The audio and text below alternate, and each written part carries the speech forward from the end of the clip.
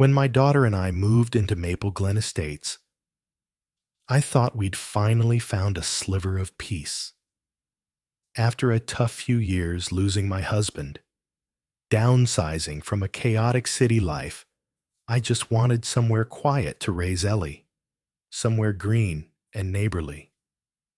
The house wasn't anything fancy, but it backed up to a winding little stream, and Ellie loved sitting on the porch, listening to frogs croak as the sun went down.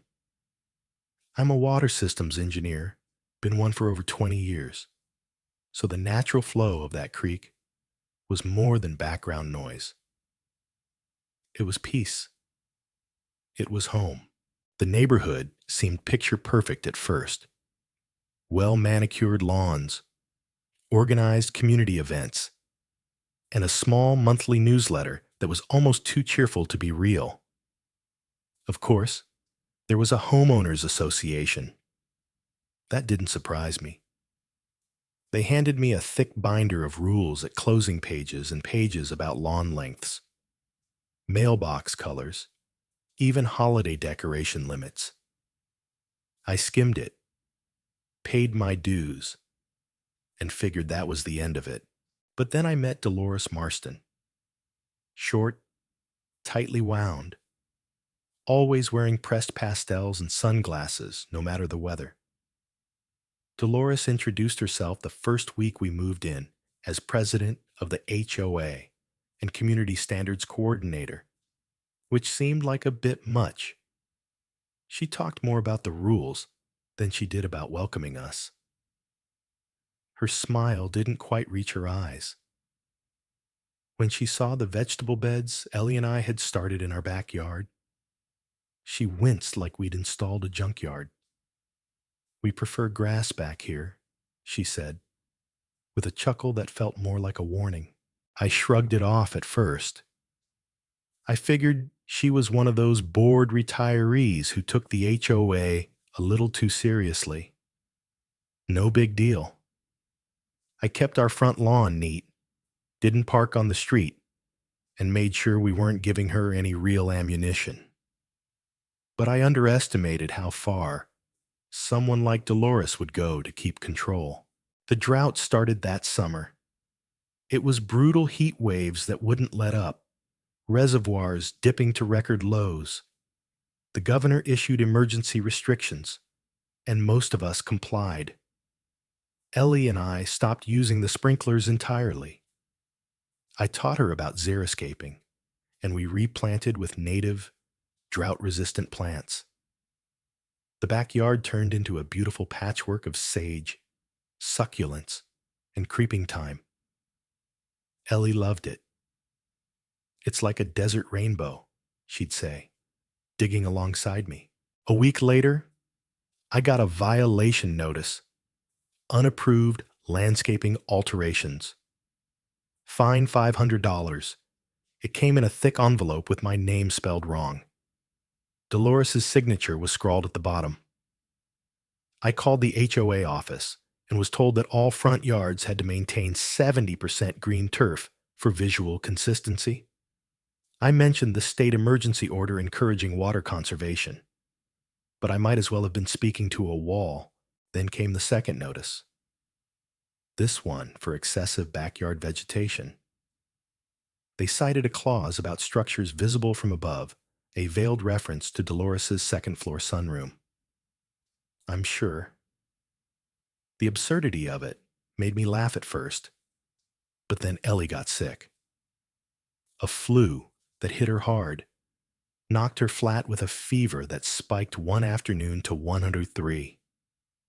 The doctor said she needed fluids, rest, and cool baths. Simple care. I turned on the faucet. Nothing came out. At first, I thought it was a utility issue. I called the water company. They said everything was fine on their end. No outages, no late bills. I checked the main line near the street. That's when I saw it. The pipe had been cut, cleanly, like someone used a proper cutter, not some random break. and tucked under a nearby rock was another notice. This one said, "Unauthorized plumbing activity, pending investigation." That was the moment something broke inside me. I didn't cry. I didn't panic.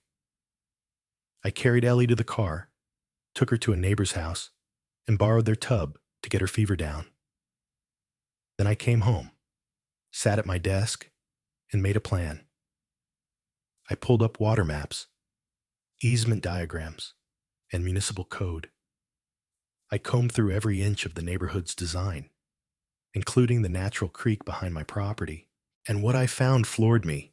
The creek had once flowed through the entire neighborhood, but someone, likely Dolores and her board, had rerouted it over the years. The stream now fed directly into a retention pond behind Dolores's house.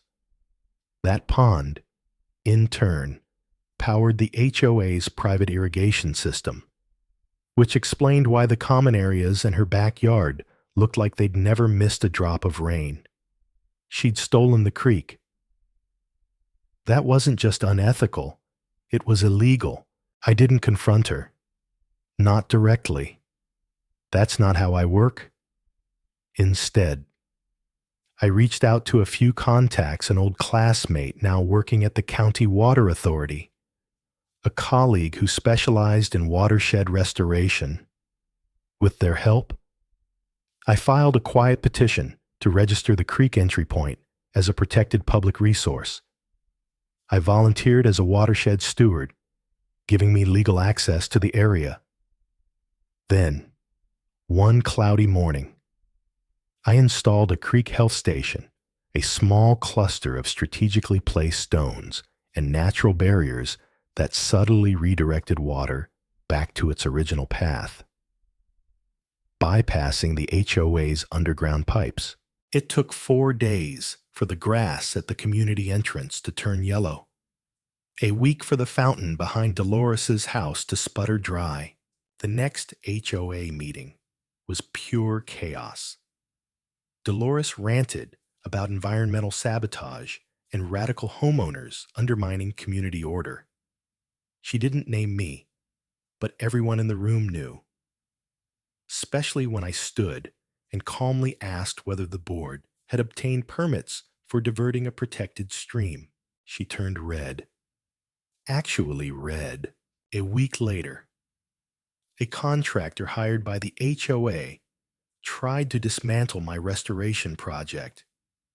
They showed up at night, probably thinking no one would notice. But I had cameras. I had motion-activated lights. I had footage of them trespassing and damaging county-protected property. I turned the footage over to the sheriff. I filed formal complaints with the State Water Board, the Environmental Office, and the County Planning Department. Within a month, Dolores was being investigated. The HOA was forced to shut down its illegal irrigation system, and several board members resigned. The creek now flows freely past my yard again. Frogs and dragonflies returned, and Ellie's desert rainbow is brighter than ever. And Dolores, she sold her house last month, quietly. No goodbye, no farewell barbecue, just one last violation letter, something about our solar lights being too whimsical. I framed it. It hangs in our kitchen now, next to a picture of Ellie watering her favorite sage plant. Some people think power is about rules and order, but real power, it's knowing where the water comes from and making sure it gets where it's supposed to go.